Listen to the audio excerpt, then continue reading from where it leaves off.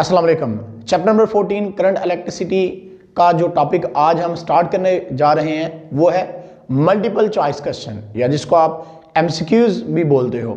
तो मैं सबसे पहले आपसे ये कहूंगा कि अगर आपने इस चैप्टर नंबर 14 के लेक्चर मिस किए हैं तो आप इस वीडियो को यहीं पे रोक दें और आप अपनी बुक को खोलें और जो आपने लेक्चर जो टॉपिक आपने अच्छी तरह से तैयार नहीं किए थे उनको सबसे पहले तैयार करें। देन आप एमसीक्यूज को हल करने की तरफ आए, क्योंकि एमसीक्यूज जो होते हैं इनके मुश्किल लगने की वजह क्या होती है और अक्सर बच्चे जो हैं उनके एमसीक्यूज गलत क्यों होते हैं ये हम आपको बताएंगे। और साथ में एमसीक्यूज को हल करने का एक जबरदस्त ट्रिक आपको बताने वाले हैं और एमसीक्यूज में कैसे आप पूरे मार्क्स हासिल कर सकते हैं, आप फुल मार्क्स एमसीक्यूज में कैसे ले सकते हैं। और एक ऐसा ट्रिक वीडियो के लास्ट पे मैं आपको एक ट्रिक बताऊंगा जिससे अगर आपको एमसीक्यूज मुश्किल लग रहा है, आपको एमसीक्यूज की समझ नहीं आ रही, तो आपने क्या तरीकाकार करना है, कौन सा ऐसा जादू मैं आपको बताने वाला हूं जिससे आप जो भी एमसीक्यूज लगाओगे वो आपका बिल्कुल ठीक होएगा, यानी 99% चांसेस उस एमसीक्यूज के सही होने के होंगे। तो इसलिए आपने वीडियो को एंड तक लाजमी देखना है। तो स्टार्ट करते हैं। मल्टीपल चॉइस क्वेश्चन में सबसे पहला क्वेश्चन जो है वो देखते हैं कि क्या है। इसका पहला जो है वो है कि an electric current in conductor is due to the flow of.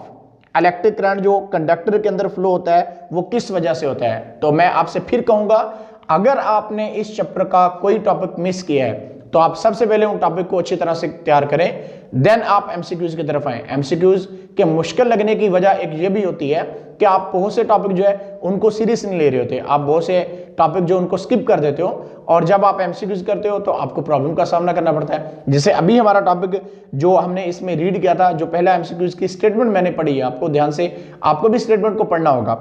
तो an electric current in conductor is due to the flow of. Electric current conductor के अंदर किस वजह से फ्लो होता है। तो हमने इलेक्ट्रिक करंट की वीडियो की थी, उसमें हमने आपको बताया था कि इलेक्ट्रिक करंट किस वजह से फ्लो होता है। तो एमसीक्यूज में जो इसमें उसने हमें चॉइस दी है, ए ऑप्शन उसने कहा कि पॉजिटिव आयंस है, बी ऑप्शन उसने कहा कि नेगेटिव आयंस है, सी ऑप्शन उसने कहा कि पॉजिटिव चार्जेस हैं और डी ऑप्शन उसने कहा कि फ्री इलेक्ट्रॉन्स हैं।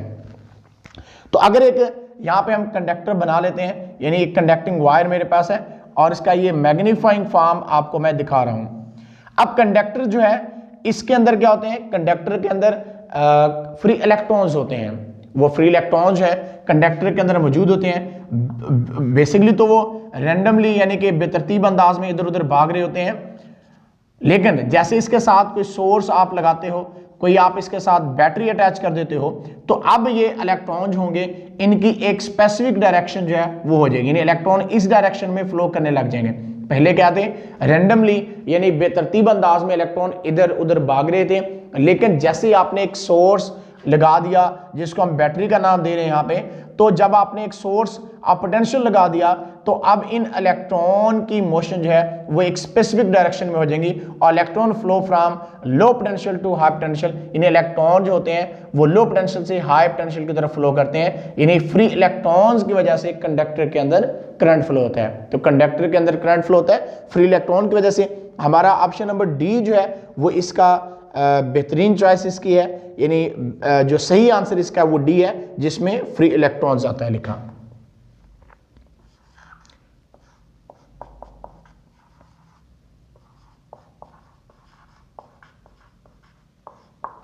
एमसीक्यूज नंबर 2 को अब रीड करते हैं। सबसे पहले आपने एमसीक्यूज की स्टेटमेंट को ध्यान से रीड करना होता है। अक्सर स्टूडेंट के एमसीक्यूज गलत होने की वजह ये होती है कि वो एमसीक्यूज की स्टेटमेंट को ध्यान से रीड नहीं करते और जल्दी से आंसर लगाने की कोशिश करते हैं, जिस वजह से अक्सर औकात बच्चों का एमसीक्यूज जो है वो गलत हो जाता है। इसलिए आपने सबसे पहले तो एमसीक्यूज की स्टेटमेंट को ध्यान से रीड करना होता है, फिर आपने उसके जो मल्टीपल चॉइस आपको दिए हुए हैं उनको आपने एक एक करके देखना है कि क्या है, फिर आपने जाके उसका सही आंसर लगाने की कोशिश करनी है। अदरवाइज अक्सर स्टूडेंट स्टेटमेंट को रीड नहीं करते, जल्दी में आंसर लगाते हैं और जिससे उनका एमसीक्यूज गलत हो जाता है।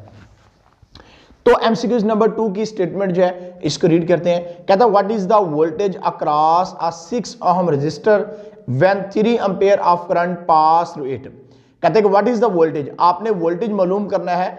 अगर रजिस्टर लगी हुई जो है सर्किट में वो 6 ओम की है और उसमें से 3 एम्पीयर का करंट जो है वो पास हो रहा है, तो आपने क्या बताना है, आपने बताना है कि वोल्टेज कितना होगा। ऑप्शन उसने दिए, ए ऑप्शन उसने कहा 2 वोल्ट है, बी ऑप्शन उसने कहा कि 9 वोल्ट है, सी ऑप्शन उसने कहा कि 18 वोल्ट है और डी ऑप्शन उसने कहा 36 वोल्ट है। तो चेक करते हैं कौन सा आंसर सही आता है। तो इसके लिए आपको याद करना पड़ेगा, थोड़ा देखना पड़ेगा।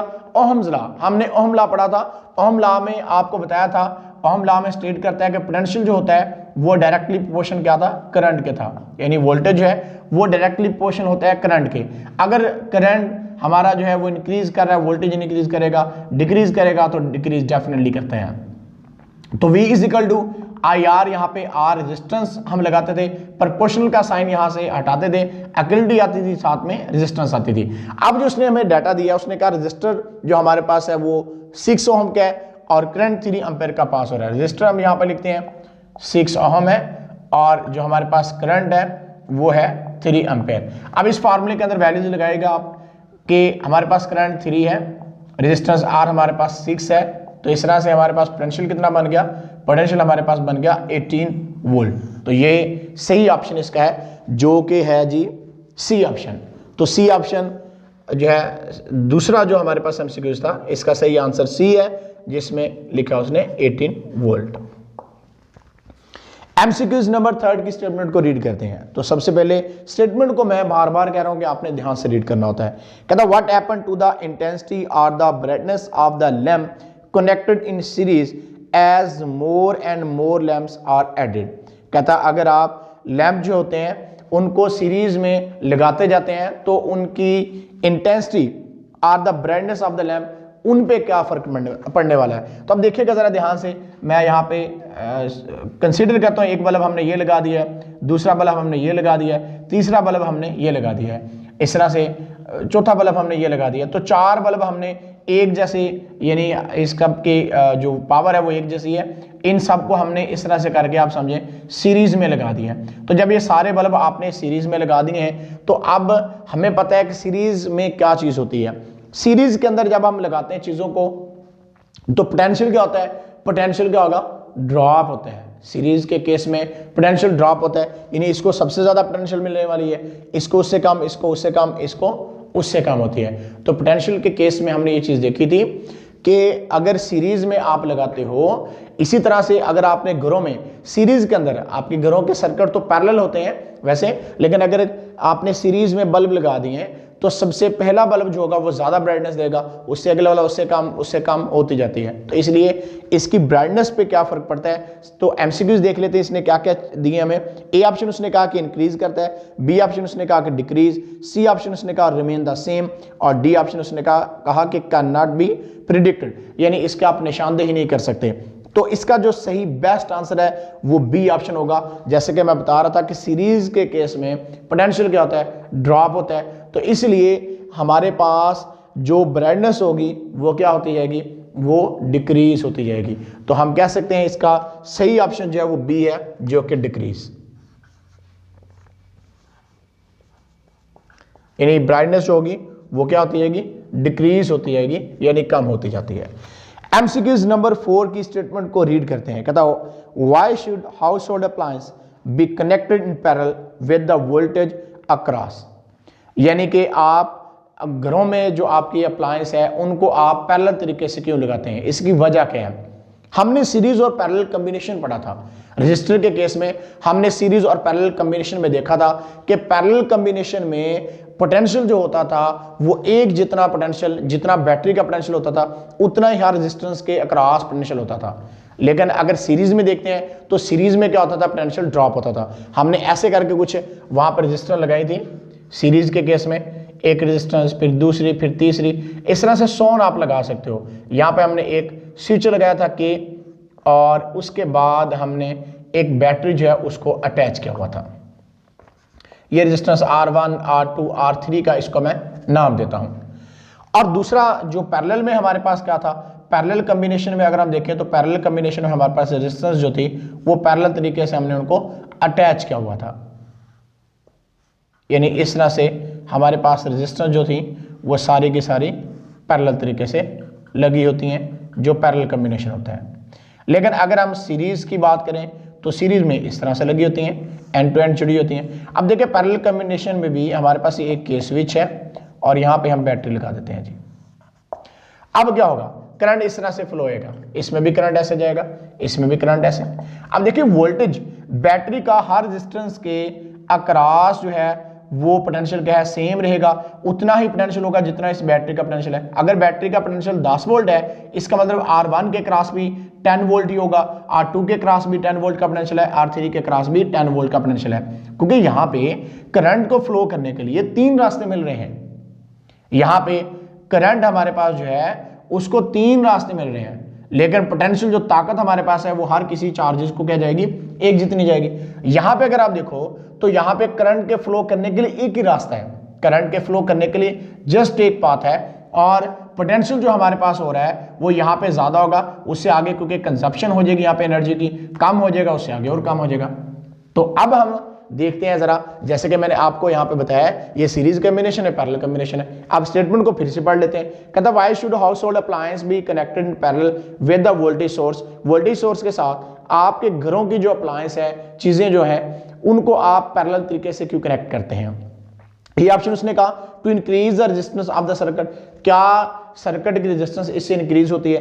बी ऑप्शन उसने कहा to decrease the resistance of the circuit, क्या इससे सर्किट की रेजिस्टेंस जो होती है वो डिक्रीज होती है। सी ऑप्शन उसने कहा है to provide each appliance the same voltage as the power source, कि आपके पास जो पावर सोर्स एक है उससे एक जितना वोल्टेज अप्लाई करना आपका मकसद होता है। तो डी ऑप्शन उसने कहा to provide each appliance the same current as the power source, कि हर किसी को करंट हमने सेम प्रोवाइड करना है। तो अब देखें सबसे पहले तो सीरीज कॉम्बिनेशन जो है ये निकल जाएगा हमारा यहां से, क्योंकि हम जस्ट पैरेलल, हमारे घरों में पैरेलल कॉम्बिनेशन के थ्रू उसने पूछा है, तो पैरेलल कॉम्बिनेशन की बात कर लेते हैं। पैरेलल कॉम्बिनेशन में पोटेंशियल जो होगा वो हर एक का रेजिस्टेंस का पोटेंशियल बैटरी के पोटेंशियल के बराबर रहेगा, यानी पोटेंशियल सेम रहेगा। करंट जो है यहाँ पे हो रहा है, करंट यहाँ पे क्या होगा, I1 plus I2 plus I3, क्योंकि करंट के फ्लो करने के लिए 3 रास्ते हैं, 3 पाथ हैं, लेकिन पोटेंशियल हमारे पास जो है वो सेम है, जो कि बैटरी के पोटेंशियल के बराबर है, क्योंकि हर रेजिस्टेंस जो है वो बैटरी के साथ डायरेक्ट कनेक्ट है, हर रेजिस्टेंस बैटरी के साथ डायरेक्ट कनेक्ट है, इसलिए पोटेंशियल सेम रहेगा, करंट डिवाइड होगा। तो इसका सही ऑप्शन जो हमारा है वो सी है, कि to provide each appliance the same voltage as the power source. तो 4 MCQs का सही आंसर क्या है हमारे पास, सी है, to provide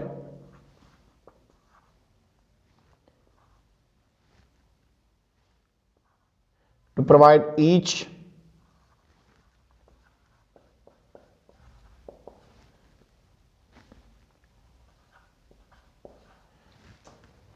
applies the same voltage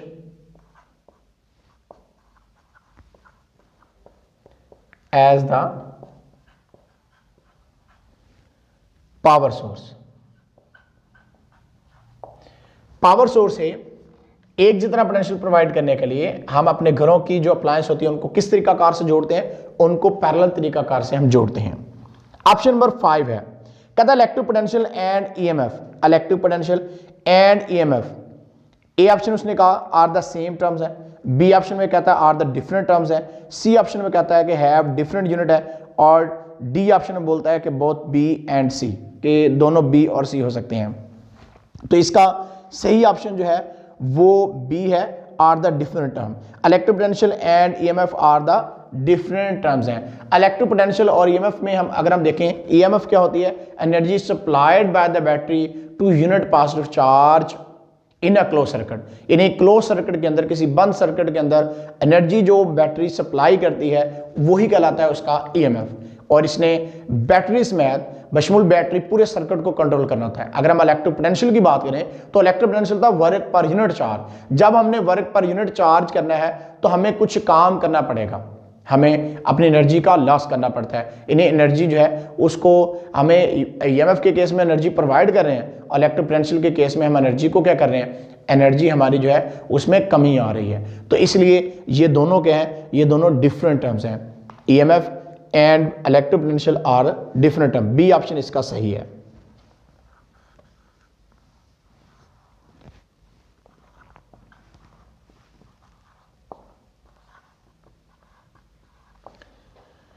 are the different terms.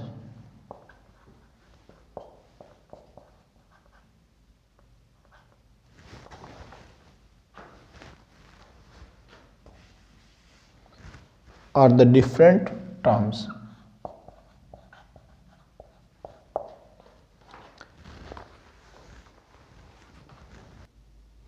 MCQs number 6 है। सबसे पहले इसकी स्टेटमेंट को ध्यान से रीड करते हैं। कहता when we double the voltage in a simple electric circuit, we double the, A option उसने कहा करंट, बी ऑप्शन उसने कहा पावर, सी ऑप्शन उसने कहा रेजिस्टेंस और डी ऑप्शन उसने कहा है कि बोथ ए एंड बी। तो अब हम देखते हैं कि कहता है कि when we double the voltage in a simple circuit, जब एक सिंपल इलेक्ट्रिक सर्किट हमारे पास है और उसके अंदर हमने वोल्टेज जो है इसको डबल कर दिया है, तो अब कौन सी चीज डबल होने वाली है? ऑप्शन मैंने आपको बताए हैं। ए ऑप्शन उसने कहा कि करंट डबल होगा, बी ऑप्शन उसने कहा पावर, सी ऑप्शन उसने कहा रेजिस्टेंस और डी ऑप्शन उसने बोला है कि बोथ ए एंड बी। अब देखते हैं, इसमें हमने पढ़ा था बाय ओम्स लॉ, हमने ओम लॉ के मुताबिक पढ़ा था कि V इज इक्वल होता है आई आर। अब कहता है कि अब ये रिलेशन जो पढ़ा था ये आया कहां से था? हमने पढ़ा था कि V directly proportional to I। Potential जो होता है वो करंट के डायरेक्टली प्रोपोर्शनल है। Voltage across the two end of a conductor जो होता है वो डायरेक्टली प्रोपोर्शनल होता है करंट के। यानी जैसे जैसे हमारा वोल्टेज या पोटेंशियल डिफरेंस बढ़ता है वैसे वैसे करंट बढ़ता है। तो अब उसने कहा if when we double the voltage, जब वोल्टेज डबल होगा तो डेफिनेटली कौन सी चीज डबल होगी? जब ये चीज बढ़ती है, डबल हो जाती है, तो इसका मतलब करंट भी क्या हो जाएगा? डबल हो जाएगा। तो इसका सही ऑप्शन जो है वो ए है, जो कि करंट है।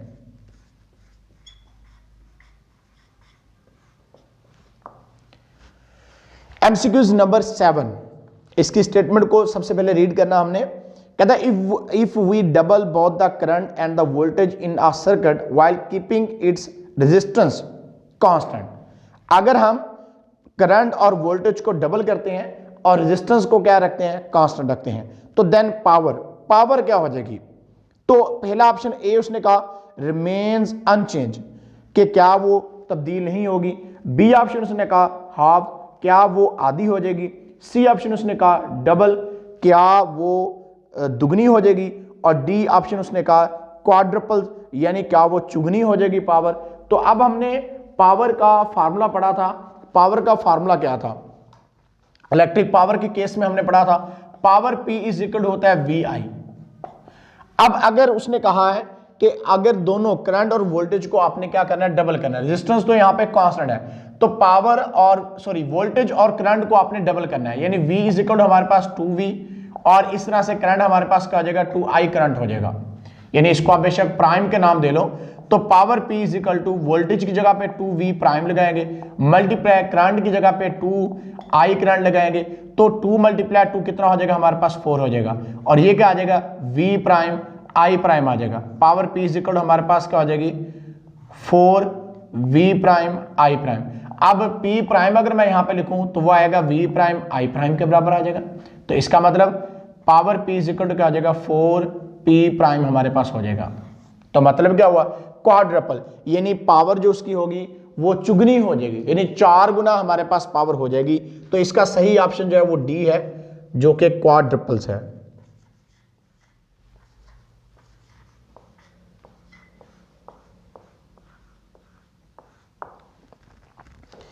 एमसीक्यूज नंबर, बात करते हैं अब एमसीक्यूज नंबर 8 की। तो 8 एमसीक्यूज की स्टेटमेंट को ध्यान से आपने रीड करना है। कोई भी एमसीक्यूज आता है वो आपको मुश्किल लगने की उसकी वजह ये होती है कि आपने एमसीक्यूज की स्टेटमेंट को ध्यान से रीड नहीं किया होता है। आपने जो टॉपिक होते हैं उससे रिलेटेड उनको ध्यान से नहीं पढ़ा होता है। आपने पूरे चैप्टर को रिवाइज नहीं किया होता। जब आप पूरे चैप्टर को रिवाइज कर लोगे, आप उसके बाद आप उसकी स्टेटमेंट को ध्यान से पढ़ोगे, एमसीक्यूज को ध्यान से देखोगे, देन आप आंसर लगाओगे, तो आपका ऑप्शन जो है वो सही होने के चांसेस 99% होते हैं। यानी आपका ऑप्शन जो है वो 100% भी ठीक हो सकता है, बिकॉज आपने उसको अच्छी तरह से पढ़ के अब लगाया आपने एमसीक्यूज। अगर आप जल्दी जल्दी में लगाते हो फिर आपका एमसीक्यूज गलत जो है वो होता है या होने के चांसेस ज्यादा होते हैं। तो स्टेटमेंट में कहता है what is the power rating of a lamp connected to a 12 volt source when it carries 2.5 ampere current है। यानी आपने बताना है कि power rating of a lamp जिसको कनेक्ट किया 12 वोल्ट सोर्स जो पोटेंशियल आपने लगाया उसके साथ, और कैरी करंट कितना करता है? 2.5 एम्पेयर का है। तो अब आपने उसकी पावर रेटिंग जो है वो मालूम करनी है। तो ए ऑप्शन उसने कहा 8 वाट है, बी ऑप्शन इसने कहा 14.5 वाट है, सी ऑप्शन इसने कहा कि 30 वाट है, डी ऑप्शन इसने कहा है कि 60 वाट है। अब हमने पावर का फार्मूला अभी यहाँ पे बताया भी आपको कि पावर का फार्मूला क्या होता है, पावर P इज इक्वल होती है VI। जब इस फार्मूले को हम इस्तेमाल करके देखते हैं, power P is equal to VI है, पोटेंशियल आपके पास 12 वोल्ट है और जो करंट आपके पास आ रहा है वो 2.5 का है। हम यहाँ से पॉइंट को हटाते हैं, इसकी जगह पे 1 आ जाएगा, एक डिजिट है तो एक 0 लग जाएगा। अब इसको कैंसिलेशन करते हैं तो 5 5 25 होता है, 5 2 कितना होता है, 5 2 10 होता है। अब इस तरह से हम इसको मल्टीप्लाई इसको डिवाइड करते हैं, 12 डिवाइड बाई 2 है तो 2 1 2 2 6 था 12, 6 मल्टीप्लाई 5 हमारे पास आ जाएगा जो कि कितना आ जाएगा 30, और पावर का यूनिट क्या होता है वाट। तो दैट्स वाई जो एमसीक्यू नंबर 8 है इसका सही जो बेस्ट चॉइस है इसकी वो सी है जो कि 30 वाट है। अब हम बात करते हैं एमसीक्यूज नंबर 9 की। तो एमसीक्यूज नंबर 9 की स्टेटमेंट को हम पढ़ते हैं कि इसकी स्टेटमेंट में क्या वो पूछना चाह रहा है इसका, उसके बाद इसके जो ऑप्शन दिए हैं उनको देखेंगे। कहता था combined resistance of two identical resistor connected in series is 8 ohm. आपने दो रेजिस्टेंस ली हैं और वो आइडेंटिकल है, मतलब दोनों रेजिस्टेंस के आपके पास एक जैसी ही हैं और उनकी जो रेजिस्टेंस बन रही है to combined resistance of two identical resistance वो बन रही है जी 8 ओम, यानी इक्वल रेजिस्टेंस जो आ रही है हमारे पास उसका आंसर आ रहा है वो 8 ओम आ रहा है। कहता है their combined resistance in a parallel arrangement will be, आपने पैरेलल में बतानी है अब कितनी है, उसने सीरीज में आपको बता दिया है कि सीरीज का हमने फार्मूला पढ़ा था कि R equivalent is equal to होती है R1 प्लस R2 अगर आपके पास दो रेजिस्टेंस है। अब उसने बोला है हमें कि जो दोनों रेजिस्टेंस R1 और R2 के आइडेंटिकल है और वो इक्वलेंट रेजिस्टेंस हमें दिया, उसने कहा कि वो कितनी है 8 ओम है। अब अगर R1 R2 आइडेंटिकल है तो इसका मतलब R1 is equal to R2 is equal to R, हम कह सकते हैं कि R1 और R2 R हमारे पास ये क्या है बराबर है, यानी R1 R2 आइडेंटिकल रेजिस्टेंस है, जितनी ये उतनी ये। अब आंसर कितना आ रहा है 8 ओम, इसका मतलब R1 भी हमारे पास 4 ओम होगी, R2 भी 4 ओम होगी, या आप R1 की जगह पे भी R लिख लें, R2 की जगह पे भी R लिख लें क्योंकि आइडेंटिकल है, एक जैसी हैं।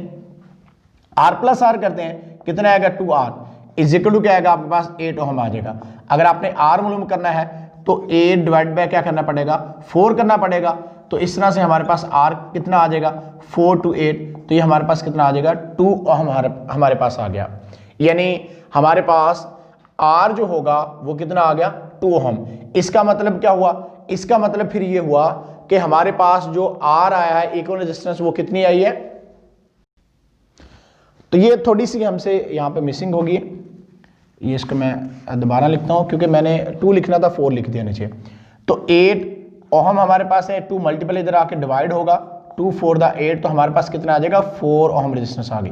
अब R1 R2 ये सेम है, इसका मतलब R1 भी हमारे पास 4 ओम है और R2 भी हमारे पास कितनी है 4 ओम ही है। अब अगर पैरेलल कॉम्बिनेशन का फार्मूला देखें तो पैरेलल कॉम्बिनेशन में हमारे पास 1/R इक्विवेलेंट यानी कि वो इज इक्वल टू थी 1/R1 प्लस 1/R2। अब जो R1 हमारे पास वो कितनी है 4 है और R2 हमारे पास कितनी है 4 है। एलसीएम इसका कितना आएगा 4 से कैंसिल होगा 1 आ जाएगा, इस तरह से 4 पे डिवाइड करेंगे कैंसिल होकर 1 आ जाएगा, 1 आ गया। तो 1 प्लस 1 कितना 2 बाय कितना आ गया 4, 2 1 2 2 2 4, तो ये कितना आ गया 1/2, यानी 1/R इक्विवेलेंट जो है वो इज इक्वल टू आ गई 1/2। क्रॉस मल्टीप्लिकेशन कर दें 2 1 2 और R इक्विवेलेंट इस साइड पे चलेगी, R इक्विवेलेंट आ गई, या हम ऐसे भी लिख सकते हैं कि R equivalent is equal to 2 ohm. इसका मतलब जो हमारे पास बेस्ट चॉइस आई है वो इसका आंसर जो हमारे पास हमने निकाल के देखा है मैथमेटिकली वो कितना है 2 ओम है। इसको मैं ठीक से लिख देता हूं जरा, तो ये 2 ओम इसका आ गया। अब एमसीक्यूज जो उसने में दिए थे उसने कहा था 2 ओम है, 4 ओम है, 8 ओम है या 12 ओम है, तो अब आंसर हमने निकाल लिया। तो इसका मतलब इसका जो बेस्ट चॉइस है सही आंसर वो ए है जो कि कितना है 2 ओम है।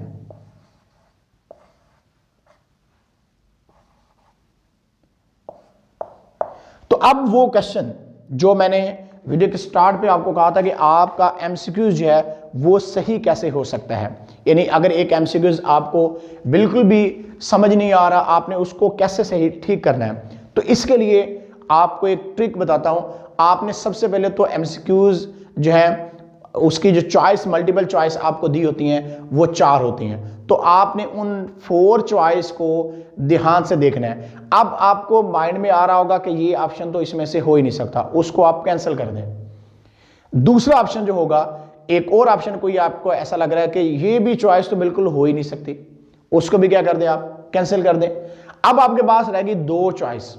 अब 2 चॉइस में से आप किसी एक पे टिक लगाएंगे तो आपके एमसीक्यूज के सही होने के चांसेस क्या हो जाएंगे, बढ़ जाएंगे। इस तरह से ये शॉर्ट ट्रिक या आप कह लो कि एक शॉर्टकट मेथड होता है एमसीक्यूज को ठीक करने का या सही लगाने का, जिसको आप तुक्का भी कहते हैं कि हम यहां पे लगा सकते हैं। तो इस तरह से आपका एमसीक्यूज जो है वो सही हो सकता है। उसके बाद ये चीज भी है, अक्सर स्टूडेंट को एमसीक्यूज मुश्किल लगने की वजह ये होती है कि स्टूडेंट ने चैप्टर जो उसकी थ्योरी होती है, यानी जो टॉपिक होते हैं उनको ध्यान से रीड नहीं किया होता, जिस वजह से जब वो एमसीक्यूज कर रहे होते हैं तो उनको प्रॉब्लम का सामना करना पड़ता है। और दूसरी बात यह है कि आप एमसीक्यूज की स्टेटमेंट को ध्यान से रीड नहीं करते, आपको थोड़ा सा बस पढ़ते हो स्टेटमेंट को, इतने ध्यान से नहीं पढ़ते और जल्दी जल्दी से आंसर लगाने की कोशिश करते हो, जिससे अक्सर औकात एमसीक्यूज जो गलत हो जाता है। तो इसलिए आपने इन बातों को जो मैंने आपको बताई हैं इनको आप ध्यान से अपने माइंड में बिठा लें, किसी जगह पे लिख के रख लें कि जब भी आपके पास मल्टीपल चॉइस आते हैं तो आपने उनको किस तरीकाकार से करना है। जैसे मैंने आपको बताया आप इस तरीकाकार से करें तो आपके एमसीक्यूज में पूरे मार्क्स आएंगे। और ये एक ज़बरदस्त तरीका है एमसीक्यूज को हल करने का जो मैंने आपको बताया, और आपको कभी भी एमसीक्यूज जो है वो मुश्किल नहीं लगने वाले। तो आज के लिए इतना ही, फिर मिलेंगे इंशाल्लाह, तब तक अल्लाह हाफिज़।